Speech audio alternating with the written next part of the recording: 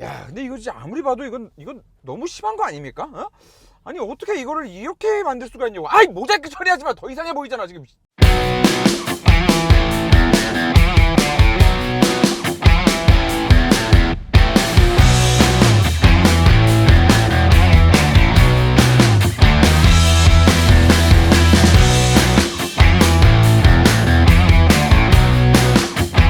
자, 여러분 안녕하세요, 모토라인입니다. 와, 진짜 이거는 저 진짜 여러분, 저만큼 지금까지 X5를 진심으로 사랑한다는 거를 이렇게 영상으로 공개적으로 듬뿍 티낸 사람이 어디 있나 한번 찾아보세요. 제가 1등일걸요. 제가 당연코 1등일 거예요. 진짜 자칭 X5 홍보대사, X5 성애자인데 이거는 난 용납이 안 된다. 이 뭐 하는 거야 이게 도대체? 그리고 이 옆에 앰비언트는 뭔데? 어? 괄호 괄호 괄호 괄호 짝대기 또 괄호 괄호 괄호, 이거 뭐 어쩌라고? 다 합하면은 X야? 이거 어쩌라는 건데 이거? 어? 조금 굉장히 큰 충격을 받았다.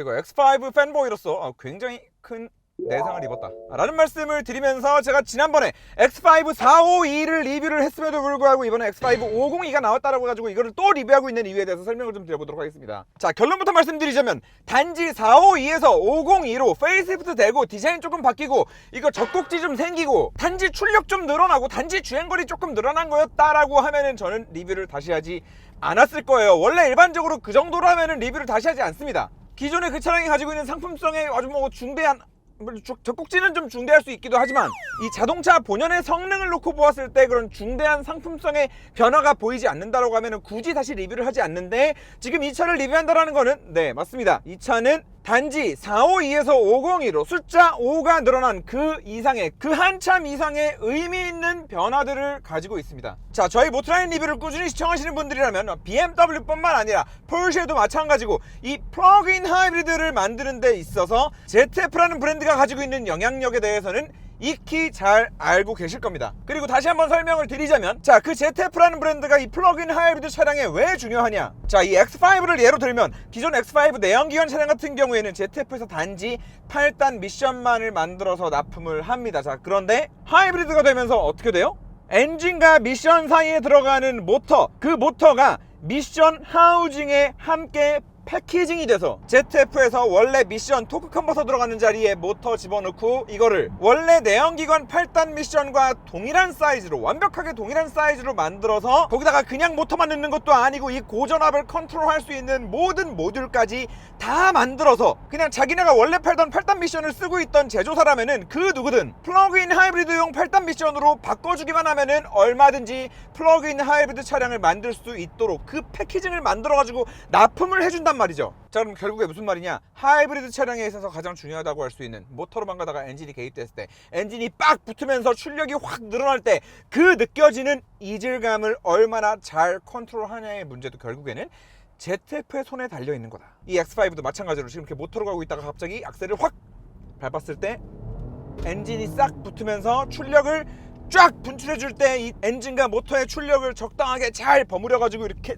싹 내보내주는 부드러운 변속도 함께 섞어서 이 모든 건 다 ZF의 기술력이다. 자, 그런데 여기까지는 지난번 리뷰했던 X5 452랑 다를 게 없어요. 그렇다면 이 502에 와서는 뭐가 달라졌냐? 네, 여기 들어가 있는 ZF 8단 플러그인 하이브리드 시스템은 말만 ZF 8단이지 완벽하게 새로운 신제품입니다.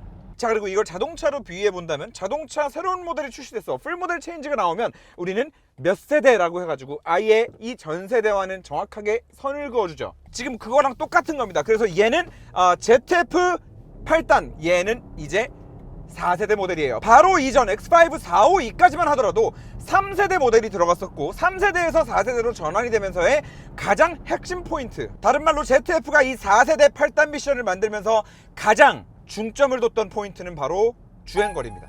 자, 그러면 여기서 의문을 가지실 수 있습니다. 야, 이 8단 미션이라는 게 사실 여기는 플러그인 하이브리드 버전이 들어와 있는 거기는 하지만 이거 내연기관에 앞으로도 계속 또 쓸 모델인 거잖아. 그런데 이 8단 미션의 개발 중점 포인트를 주행거리에 뒀다는 게 말이 돼? 라고 생각을 하실 수 있는데, 네, 진짜예요. 그리고 그건 무슨 말이냐면 ZF가 이번 4세대 8단 미션을 만들면서는 내연기관에 들어갈 그냥 토크 컨버터가 들어가는 그 일반 8단 미션 버전보다 이 플러그인 하이브리드 시스템이 들어가는 모델을 더 중점에 놓고 개발한 미션이다 라는 말이 됩니다. 그리고 그 결과 지금 이 차량은 적어도 제가 알고 있는 선에서는 최초의 플러그인 하이브리드 차량이 전기로만 상온 기준으로 100km 넘게 안전빵으로 주행할 수 있는 최초의 차량입니다. 자, 그래서 다시 리뷰를 할 수밖에 없었다라는 말씀을 드리는 건데, ZF 말씀을 조금만 좀 더 드리면은, 이 ZF 4세대 플러그인 하이브리드 미션이 지금 납품되는 차가 제가 알기로는 이 카이엔이 이번에 페이스리프트 됐잖아요. 그 카이엔 페이스리프트, 네, 카이엔도 페이스리프트가 되면서 얘랑 마찬가지로 주행거리가 늘어나고 출력이 늘어났습니다. 그거는 폴쉐가 대단해서가 아니라, 네, ZF가 공급을 해줬기 때문에. X5 이번에 LCI 마찬가지예요.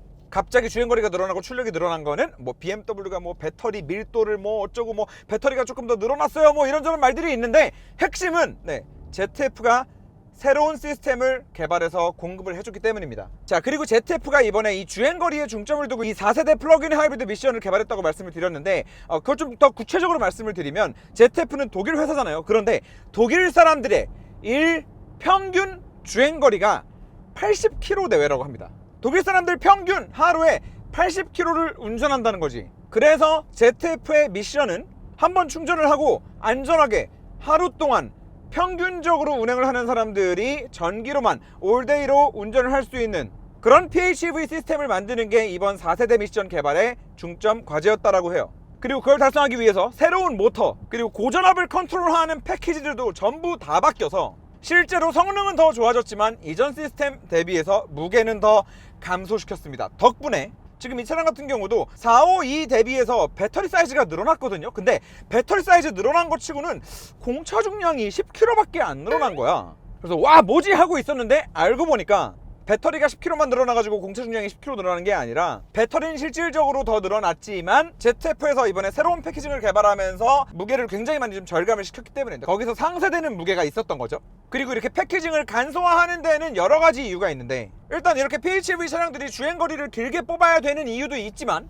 왜냐하면 무게는 진짜 연비의 최대의 적이니까, 거기에 더 나아가서는 패키징, 이 모듈을 작게 만들면 만들수록, 그리고 밖으로 나가 있던 뭐 이런저런 막 배선 장치들, 그리고 뭐 ECU들, 컴퓨터들, 배선들을 이 안으로 통합시켜가지고 모듈 이 하나의 덩어리로 조그맣게 만들면 만들수록, 기존에 그냥 내연기관용 8단 미션 쓰는 차들의 그냥 미션만 바꿔치기 하면 플러그인 하이브리드를 만들기에 너무 쉬워지겠죠. 그래서 점점 이렇게 패키징 자체를 좀 작게 하는 거는 ZF 입장에서 여러 고객사들에게 조금 더 편하게 팔아먹기 위함이기도 하지만, 좀 더 소비자 관점에서 생각을 했을 때는 앞으로는 조금 더 많은 차종에서 이 시스템이 들어간 플러그인 하이브리드 차량을 볼 수 있겠구나 라고 좀 기대를 해볼 수 있는 포인트이기도 한 거죠. 자, 그래서 BMW 제가 5302 리뷰 때부터 시작해서, 그리고 X5 452, 그리고 이 X5 502까지 이어지는 제 시승기에 일관된 메시지는 ZF가 다 했다 진짜. 다 했다. 자, 이 차에 있어서 ZF가 미치는 영향력이 어느 정도다라는 거는 여러분들께 좀 많이 말씀을 드린 것 같고, 이제 결과적으로, 그래서 좀 실질적으로 운전자 입장에서 느껴지는 포인트들을 중점적으로 또 말씀을 좀 드려볼 텐데, 일렉트릭 모드로 가서요, 일단 미션의 패키징은 더 작아졌지만 출력은 더 올라갔거든요. 그래서 지금 60km에서 가속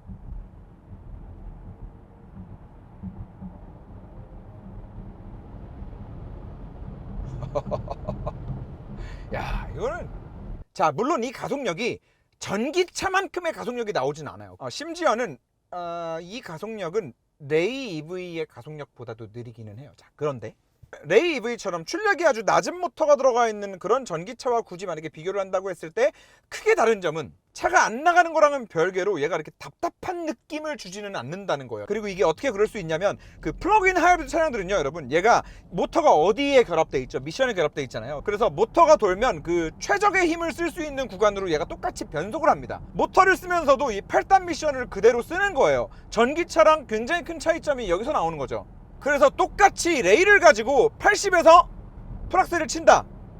그러면 얘랑 결과적으로 실질적인 이 가속력은 뭐 비슷하거나 얘가 조금 더 느릴지언정, 걔는 모터를 우와 하면서 쥐어짜고 그냥 계속 나가는 거고, 얘는 그냥 변속하면서 그냥 이렇게 툭툭툭 변속하면서 그냥 이렇게 계속 점진적으로 올라가는 느낌이어서, 전기차라고 해서 엔진이 없다고 그 쥐어짜는 느낌을 안 받는 건 아니거든요, 사람이. 근데 지금 얘 같은 경우에는 모터에 기업이 8개 돌아가면서 바꿔 쓰는 거 아니야? 네, 그러다 보니까 확실히 이런 소형 전기차들, 출력이 낮은 전기차들보다도 훨씬 더 좀 이런 부드러움을 느낄 수 있다? 조금 더 여유가 있다? 라는 느낌을 운전자가 정확하게 느낄 수 있고, 그리고 이 모터로만 갈 때도 이 변속을 해가지고 기압비를 쓴다라는 이 장점은 제가 지난번에 하남TV X5 452 가지고 제가 하남 왔다 갔다 했었잖아요. 전기 주행으로만. 그렇게 했을 때 우리가 80km를 주행했었잖아요. 그때도 말씀을 드렸지만 지금 이런 식으로 PHEV 차량들은 모터에 같이 변속기를 물려가지고 써버리기 때문에 고속도로 항속 주행을 하게 되면은 전기 차량은 반대로 연비가 좋아집니다. 효율이 좋아지는 거죠. 아무튼 그래서 지난번 테스트 기준으로 X5 452 같은 경우도 80km 이상을 주행을 했다 보니까 얘는 100km 이상, 그냥 고속 상온에서 주행을 하게 되면 무조건 100km 이상 갈 거다라고 말씀을 드린 건데, 단지 모터의 미션을 결합해가지고 쓰는 장점은 고속에서 효율이 좋아지는 것뿐만 아니라 방금 말씀드린 것처럼 이렇게 주행을 할 때 실질적으로 가속력이 막 엄청 빠르지는 않지만 그렇다고 뭔가 뭐 답답하지도 않은, 뭔가 막 차가 막 힘들어하는 게 막 느껴지지는 않는 그런 가속력을 보여주게 된다라고 이제 말씀을 드린 거고, 사실 달리는 도중에서의 제가속 상황보다도 출력이 더 늘어났다라는 거를 직관적으로 알 수 있는 거는 이제 정지 상태에서의 가속인데, 악셀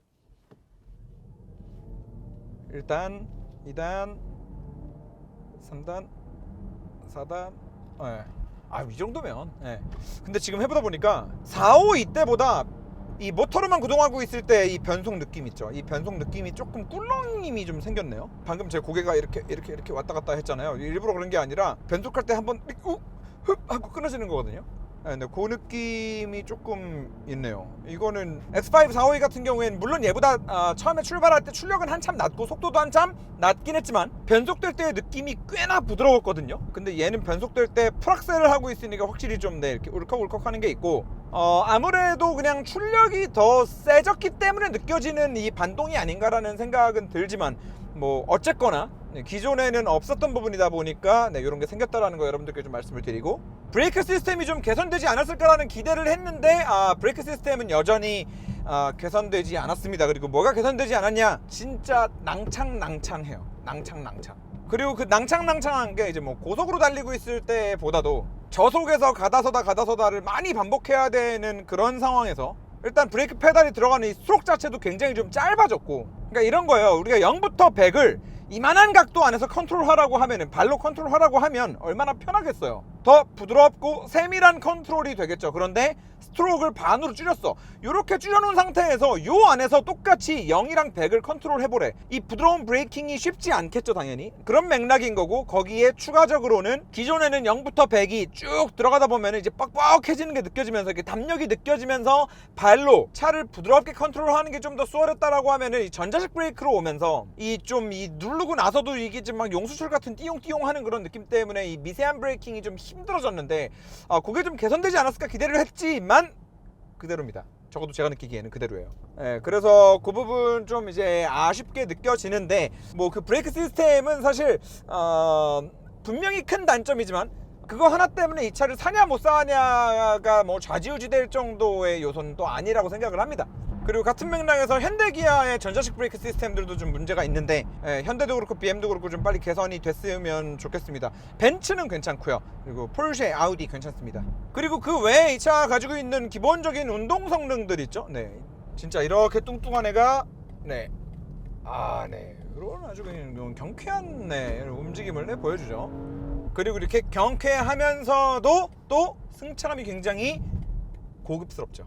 그리고 452 때도 말씀드렸지만 얘가 그냥 내연기관 X5에 비해서는 확실히 무게가 좀 많이 늘어난 만큼 승차감에 손해가 좀 있기는 있었어요. 하지만 같은 PHEV 시스템을 쓰는 이 정도 무게를 가진 차량들 중에서는 진짜 역시나 그냥 당연히 최고고, 이렇게 무게가 많이 늘어났음에도 승차감을 이렇게 유지하는 데는 또 여러 가지 비결이 있겠지만, 딱 경쟁 상대인 벤츠랑만 놓고 비교를 했을 때, 벤츠는 원래 있는 차량에 플러그인 하이브리드를 만든다라고 하면 배터리를 그냥 원래 있던 차 실내 위쪽으로 해가지고 그냥 저 위에다가 이렇게 배터리를 얹어요. 그냥 위에다 얹어요. 자, 그런데 BMW라는 브랜드에서는 이제 그런 짓은 이제 용납이 안 되죠. 그래서 BMW 같은 경우에는 원래 있던 기름통 재설계해서 다 위쪽으로 드러내서 옮기고, 가장 무거운 배터리가 맨 바닥에 들어가게, 원래 기름 탱크가 있는 자리에 요밀조밀하게 꽉꽉 채워가지고 배터리를 집어넣어 놓습니다. 맨 아래쪽에. 그러다 보니까 무게가 늘어난 상황에서도 지금 이런 식으로 도로가 좌우로 계속해서 차가 로리 발생할 수 있는 이런 상황에서도 여전히 승차감을 좀 잘 제어하는 게 아닌가라는 생각이 들고,